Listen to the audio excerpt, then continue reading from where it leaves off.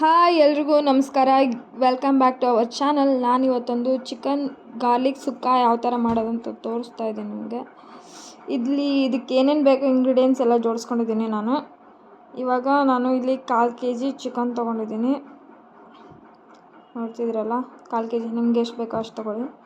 1/4 kg chicken, ಅಚ್ಕಾರದ ಪುಡಿ ಸ್ವಲ್ಪ, ಉಪ್ಪು, ಹಾಗೆ ಒಂದು ಸ್ವಲ್ಪ ಕರಿಬೇವು, ಬೆಳ್ಳುಳ್ಳಿ, ಮತ್ತು ಸ್ವಲ್ಪ ಕೊತ್ತಂಬರಿ ಕಾಳು ಪುಡಿ, ಹಾಗೆ ಒಂದು ಚಿಕನ್ ಮಸಾಲ ನೀವು ಯಾವ ಬ್ರ್ಯಾಂಡ್ ಬೇಕಾದ್ರೂ ತೊಗೊಳ್ಳಿ, ನಿಮ್ಮ ಇಷ್ಟ. ನಾನಿಲ್ಲಿ ಬೇರೆ ಬ್ರ್ಯಾಂಡಿಂದು ತೊಗೊಂಡಿದ್ದೀನಿ. ನಿಮ್ಗೆ ಯಾವ ಬ್ರ್ಯಾಂಡ್ ಇಷ್ಟನೋ ಆ ಬ್ರ್ಯಾಂಡಿಂದು ತೊಗೊಂಡು ಯೂಸ್ ಮಾಡ್ಬೋದು. ಇಲ್ಲ ಮನೇಲೇ ಇದ್ದರೆ ಮನೆಯದೇ ಯೂಸ್ ಮಾಡ್ಬೋದು. ಹಾಗೆ ಎಣ್ಣೆ ಆಲ್ಮೋಸ್ಟ್ ಎಲ್ರಿಗೂ ಗೊತ್ತೇ ಇರುತ್ತೆ, ಎಣ್ಣೆ ಇಲ್ಲದೆ ಅಡುಗೆನೇ ಇಲ್ಲ. ಹಾಗೆ ಎಣ್ಣೆ ತೊಗೊಂಡಿದ್ದೀನಿ. ಒಂದು ಬಾಣಲೆಯಲ್ಲಿ ಎಣ್ಣೆ ಕಾಯಕ್ಕೆ ಇಟ್ಕೊಂಡಿದ್ದೀನಿ ನಾನಿವಾಗ. ಈಗ ಎಣ್ಣೆ ಕಾದಿದೆ, 2 ನಿಮಿಷ ಇದೆ. ಎಣ್ಣೆ ಕಾದಿದೆ. ಹಾಗೆ ಬೆಳ್ಳುಳ್ಳಿ ಹಾಕ್ತಿದ್ದೀನಿ ನಾನು. ಬೆಳ್ಳುಳ್ಳಿ ಸ್ವಲ್ಪ ಕೆಂಪಗಾಗಬೇಕು, ಅಲ್ಲಿವರೆಗೂ ನಾವು ಇದನ್ನು ಚೆನ್ನಾಗಿ ಹುರ್ಕೋಬೇಕು. ಕರಿಬೇವು ಹಾಕ್ತಾಯಿದ್ದೀನಿ ಇವಾಗ. ಕರಿಬೇವು ಬೆಳ್ಳುಳ್ಳಿ ಚೆನ್ನಾಗಿ ಫ್ರೈ ಆಗಲಿ, 1-2 ನಿಮಿಷ. ಇವಾಗ ಕರಿಬೇವು ಮತ್ತು ಬೆಳ್ಳುಳ್ಳಿ ಫ್ರೈ ಆಗಿದೆ ನೋಡಿ. ಈಗ ಇದಕ್ಕೆ ತೊಳೆದಿಟ್ಕೊಂಡಿರೋಂಥ ಚಿಕನ್ ಹಾಕ್ತಾಯಿದ್ದೀನಿ ನಾನು.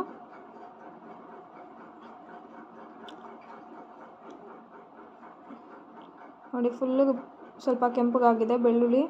ಇವಾಗ ಇದಕ್ಕೆ ಚಿಕನ್ನ ಹಾಕಬೇಕು. ನೀವು ಸಣ್ಣದಾಗಿರೋ ಚಿಕನ್ನು ಹಾಕ್ಬೋದು, ಸಣ್ಣ ಪೀಸ್ ಮಾಡಿಕೊಂಡು.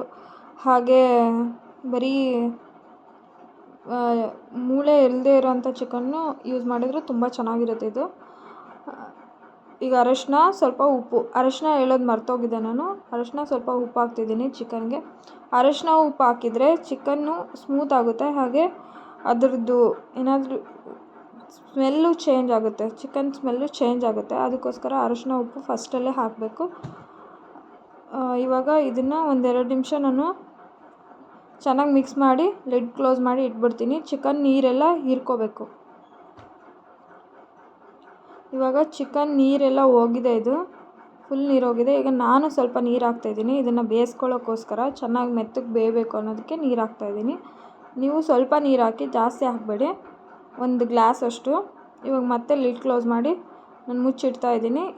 ಇದು ಫುಲ್ಲು ನೀರೆಲ್ಲ ಹಿಂಡ್ಕೋಬೇಕು ನೋಡಿ. ಈ ಥರ ಡ್ರೈ ಆಗಿದೆ, ಇವಾಗ ಫುಲ್ಲು ಡ್ರೈ ಆಗಿದೆ. ಇದು ನೀರು ಹೋಗಿದೆ, ಬರೀ ಎಣ್ಣೆ ಅಷ್ಟೇ ಇರೋದು.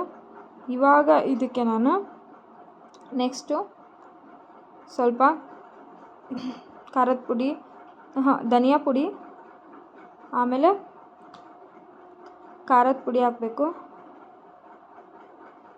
ಧನಿಯಾ ಪುಡಿ ನಿಮ್ಗೆ ಎಷ್ಟು ಟೇಸ್ಟಿಗೆ ಬೇಕೋ ಅಷ್ಟು ಹಾಕ್ಕೊಳ್ಳಿ. ಒಂದು ಸ್ವಲ್ಪ ಖಾರದ ಪುಡಿ ಹಾಕ್ತಾಯಿದ್ದೀನಿ, ಯಾಕಂದರೆ ನಮಗೆ ಮಕ್ಕಳಿಗೆ ತಿನ್ನೋದಾದರೆ ಸ್ವಲ್ಪ ಕಡಿಮೆ ಹಾಕಬೇಕು ಖಾರ. ಹಾಗೆ ಚಿಕನ್ ಮಸಾಲದಲ್ಲೂ ಖಾರ ಇರುತ್ತಲ್ಲ, ಅದಕ್ಕೋಸ್ಕರ ಕಡಿಮೆ ಹಾಕಿ. ಈಗ ಚಿಕನ್ ಮಸಾಲ ಹಾಕ್ತಾಯಿದ್ದೀನಿ ನಾನು. ಚಿಕನ್ ಮಸಾಲ ಇದರಲ್ಲಿ ಅರ್ಧದಷ್ಟು ಚಿಕನ್ ಮಸಾಲ ಹಾಕಿದರೆ ಸಾಕು. ನೀವು 1/4 kg ತೊಗೊಂಡಿರೋದ್ರಿಂದ ನಾನು ಅರ್ಧದಷ್ಟು ಅಷ್ಟೇ ಹಾಕ್ತಾಯಿದ್ದೀನಿ. ನೀವು ಅರ್ಧ kg ತೊಗೊಂಡ್ರೆ ಒಂದು ಫುಲ್ ಚಿಕನ್ ಮಸಾಲ ಹಾಕಬೇಕಾಗುತ್ತೆ. ನೆಕ್ಸ್ಟ್ ಇವಾಗ ಇದನ್ನು ಚೆನ್ನಾಗಿ ಮಿಕ್ಸ್ ಮಾಡೋಣ. ಮಿಕ್ಸ್ ಮಾಡಿ ಒಂದು 2 ನಿಮಿಷ ಇದನ್ನು ಒಲೆ ಮೇಲೆ ಬಿಡಬೇಕು. ನಿಧಾನಕ್ಕೆ ಇಡಬೇಕು. ಫ್ಲೇಮ್ ನಿಧಾನಕ್ಕಿಟ್ಟು ಒಲೆ ಮೇಲೆ 2 ನಿಮಿಷ ಬಿಟ್ಬಿಡಬೇಕು. ನೆಕ್ಸ್ಟ್ ಇವಾಗ ಇದು 2 ನಿಮಿಷ ಆಗಿದೆ, ರೆಡಿಯಾಗಿದೆ. ಚಿಕನ್ ಗಾರ್ಲಿಕ್ ಫ್ರೈ ರೆಡಿಯಾಗಿದೆ ನೋಡಿ, ಎಷ್ಟು ಸಖತ್ತಾಗಿ ಬಂದಿದೆ. ಇದನ್ನು ಬೇಳೆ ಸಾರಿಗೆ ಹಾಕ್ಕೊಂಡು ತಿಂತಾಯಿದ್ರೆ ಸೂಪರಾಗಿರುತ್ತೆ. ನೀವು ಮನೇಲಿ ಟ್ರೈ ಮಾಡಿ, ಹೇಗಿತ್ತು ಅಂತ ನನ್ನ ಕಮೆಂಟ್ ಬಾಕ್ಸಲ್ಲಿ ಕಮೆಂಟ್ ಮಾಡಿ. ಪ್ಲೀಸ್ ನನ್ನ ಚಾನಲ್ನ ಸಬ್ಸ್ಕ್ರೈಬ್ ಮಾಡಿ, ಶೇರ್ ಮಾಡಿ, ಲೈಕ್ ಮಾಡಿ. Thank you.